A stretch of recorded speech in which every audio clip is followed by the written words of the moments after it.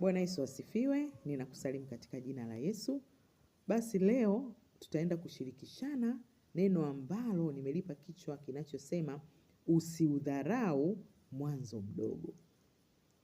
Tunaposoma kitabu cha Zekaria sura ile ya 4 mstari ule wa 10, neno la Mungu linasema, maana ni nani aliyeidharau siku ya mambo madogo? Tunakutana na huu mstari ambao uko katika mfumo wa swali. Ni nani aliyeidharau siku ya mambo madogo? Hili andiko limekuja leo kwetu. Inawezekana uko mwanzo mdogo au yako mambo madogo katika maisha yako ambayo Mungu amesema na wewe kuanza nayo. Huenda umeyadharau au umeyapuuza. Kwa hiyo naomba nikukaribishe leo katika somo hili ili tuone ni namna gani ambavyo Mungu yeye anathamini huo mwanzo mdogo au hayo mambo madogo ambayo Mungu amesema na wewe kuanza nayo. Jambo la kwanza, Mungu huanza na mambo madogo. Kuna usemi unasema mtaji wa maskini ni nguvu zake. Inawezekana leo una pesa. Au kwa maneno mengine una mtaji wa kuanzisha hiyo biashara unayotamani kuianza. Lakini Mungu ametupa neema. Viko vipawa, karama na karama ambavyo Mungu ameweka ndani yetu. Kuna karama ambazo Mungu ameweka ndani yako au vipawa au ujuzi ambao Mungu ameweka ndani yako ambao ni mtaji wa kwanza. Mfano, Mungu amekupa ujuzi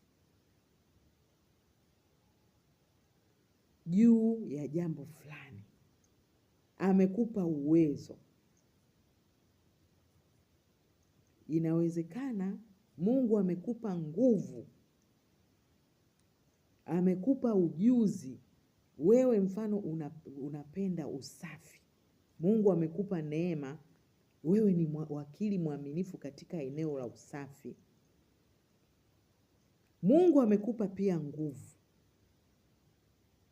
Hivi leo ukiamua kuanza kupita kwenye nyumba za watu, ukawaambia unafanya huduma ya usafi, unashindwa kupata pesa? Ukaenda kwenye mji ukasema leo mimi nimekuja ninafanya usafi, kama kuna nguo za kufua naomba mnipe nifue, au usafi wa mazingira. Vifaa unavipata kwenye mji husika na ukaanza kufanya kazi ya usafi. Hujapata pesa. Mwisho wa siku, baada ya kuendelea na kazi ya usafi, Mungu akakupa neema ukanunua vifaa vyako mwenyewe vya usafi. Ukaanzisha tu kampuni ya usafi majumbani. Ni mwanzo ambao unaonekana ni mdogo, lakini Mungu anauheshimu. Wewe mfanya biashara, inawezekana kuna mtaji ambao unauita ni mdogo. Lakini ukikaa na kutafakari katika huo mtaji au hiyo pesa ambayo Mungu amekupa neema kuipata, unaweza ukaanza na hapo hapo ulipo. Ni mfugaji, ni mkulima. Inawezekana Mungu amesema na wewe. Unaweza ukaanza na hapo hapo na hicho hicho ulicho nacho. Inawezekana ukakidharau ukakiona ni kidogo, lakini Mungu leo ametufundisha mimi na wewe. Mungu huanza na mambo madogo. Je, ni mtumishi? Mungu amesema nawe kwa habari ya kuchunga kanisa. Unasahau kwamba familia tu ulionayo tayari ni kanisa. Mke ni mshirika wa kwanza, watoto ni washirika wengine. Unaonaje ukaanza kuchunga katika familia yako? Ukaanza kufanya ibada nyumbani kwako. Mwisho wa siku majirani wakasikia na yule akasikia, ukaendelea kuwashirikisha na wengine. Mwisho wa siku katika huo mwanzo mdogo, Mungu akakusimamia, akaonekana kwako. Je, ni mwalimu? Mungu amekupa kipawa. Unaonaje ukaanza hata hapo hapo ulipo? Ikiwezekana ni sebuleni kwako au barazani na pengine popote, ukaamua tu kutangaza kwamba ninafundisha watoto. Ukaanza tu na masomo ya ziada. Ukaweka kiwango ambacho kinaendana na yale mazingira ulionayo. Inawezekana ukasema kila mwanafunzi anayekuja aje na 500 au aje na 1000. 1000 kwa mwezi ni shilingi ngapi? Ni mwanzo mdogo lakini wenye matokeo baadaye. Kwa hiyo mara nyingi Mungu huanza na sisi katika huo mwanzo ambao tunauita mdogo. Inawezekana kwenye huduma, biashara, na kadhalika. Lakini Mungu siku zote anaangalia ni namna gani tumekuwa waaminifu katika kazi yake ambayo ametupa. Si rahisi akaanza kukupa kikubwa wakati hujaonyesha uaminifu katika kile kidogo alichokupa. Ni mtumishi, ni mhubiri, ni mwalimu, ni mchungaji, ni mfanyabiashara, umeajiriwa, na chochote kile ambacho Mungu amesema na wewe. Mungu anaangalia ni namna gani tunajenga uaminifu katika lile dogo ambalo ametupa kulifanya. Kwa sababu kwa kadri ambavyo tunakuwa waaminifu na kujitoa kwa uaminifu katika yale mambo madogo au ule mwanzo mdogo au vitu vidogo ambavyo Mungu ametupa neema kuanza navyo, ndivyo ambavyo tutakavyojenga uaminifu katika mambo makubwa ambayo atatupa kuyafanya baadaye. Kwa sababu Mungu siku zote yeye huwa anaangalia moyo kwanza.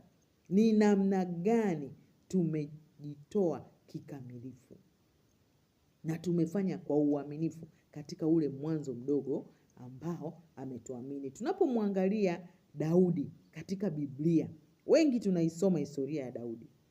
Daudi alikuwa mchunga kondoo. Alianza katika huo udogo wa kuchunga kondoo.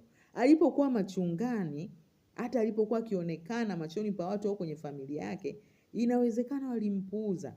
Wakasema huyu ni mchungaji tu wa kondoo.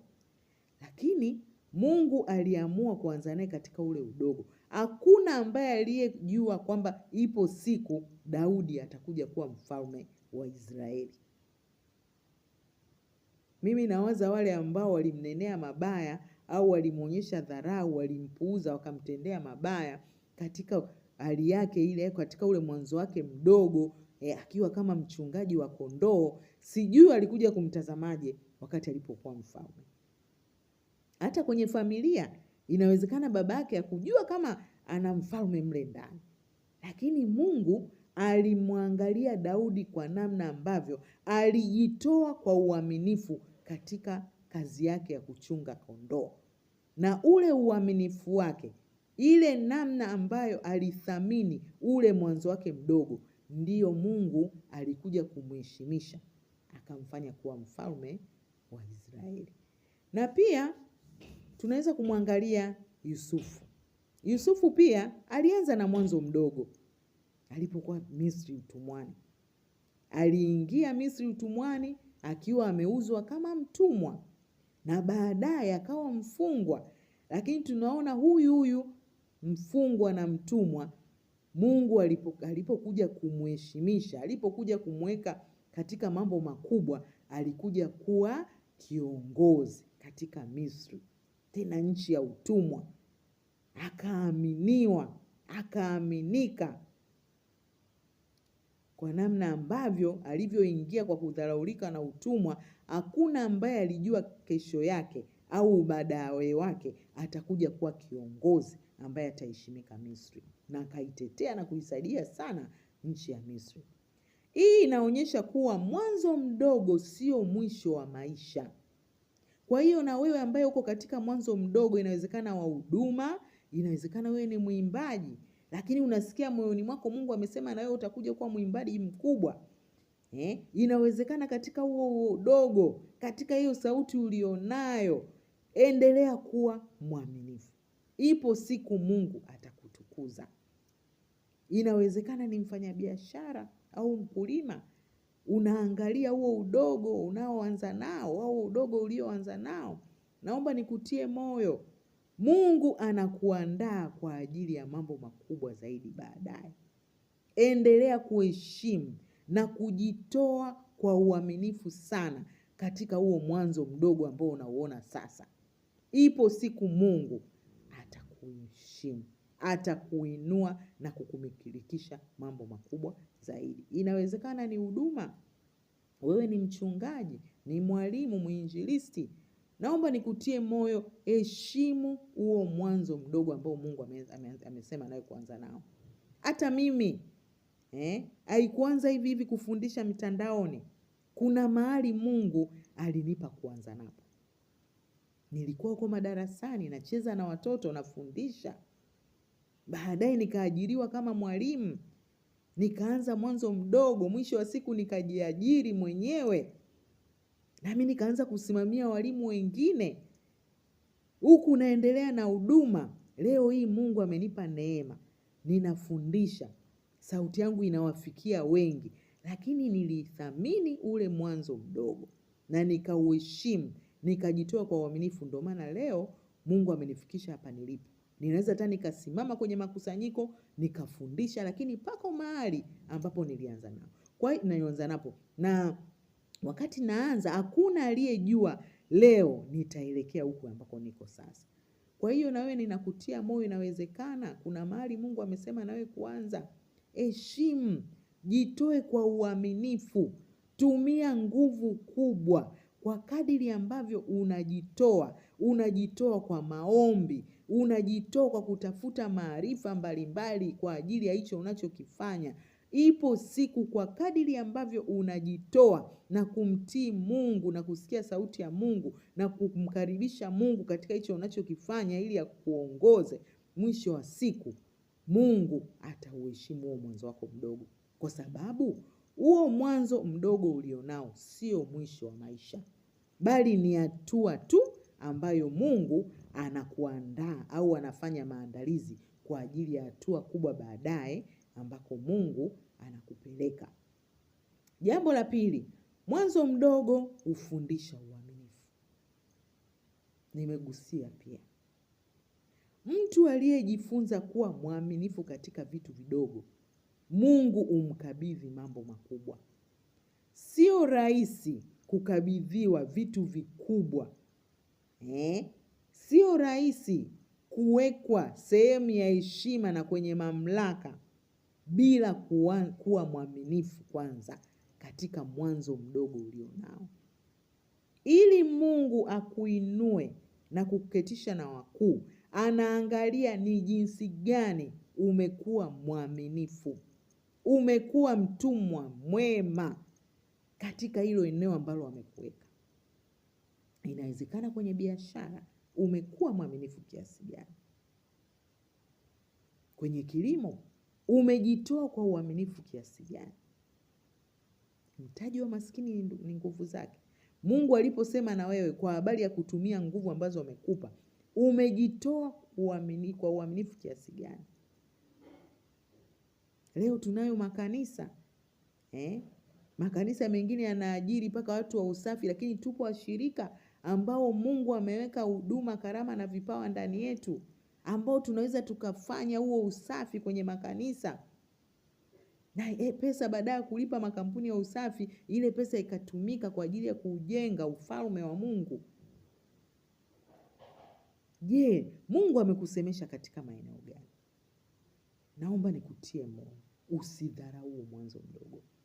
Inawezekana umeambiwa anza kwa kusafisha, anza kwa kufanya usafi chooni. Kumbe Mungu huenda anakuandaa kuwa na kampuni kubwa ya usafi baadaye. Inawezekana Mungu amesema na wewe fanya usafi wa kanisa, fagia, deki, kupitia huko kufagia na kufanya usafi kwa bidii kanisani.